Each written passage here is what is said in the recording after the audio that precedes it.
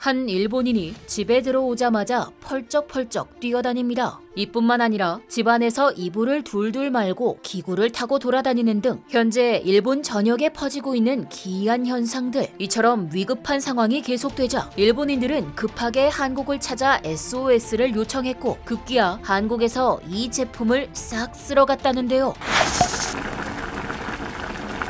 날이 많이 쌀쌀해진 요즘 길거리 낙엽 엔딩과 함께 벌써 가을이 떠나가는 모양입니다. 한국은 이제 한 해를 어떻게 마무리할지 준비 중이지만 일본은 벌써부터 다가오는 겨울을 걱정하고 있다는데요. 그 이유는 바로 살을 내는 듯한 추위 때문이죠. 이는 앞서 보여드린 집안에서 이상현상을 보이는 일본인들의 영상을 보면 알 수 있습니다. 영상은 일본 광고의 한 장면으로 일본인들의 겨울철 집안 풍경을 아주 잘 나타내고 있는데요. 집안에서 탭댄스를 추고 이불을 둘둘 말고 있으며 심지어 기구를 타고 돌아다니기까지 하는 일본인들. 이는 모두 겨울철 일본 주택의 강추위 때문에 생긴 현상입니다. 겨울철 일본은 한국보다 따뜻한 것으로 알고 있는데 도대체 왜 이런 걸까요? 러시아가 조사한 주변 국가의 겨울철 실내 온도에 따르면 일본이 10도로 가장 춥다고 합니다. 10도 정도면 괜찮은 거 아닌가? 라고 생각할 수도 있지만 그 춥다는 겨울철 러시아의 실내 온도가 24도입니다.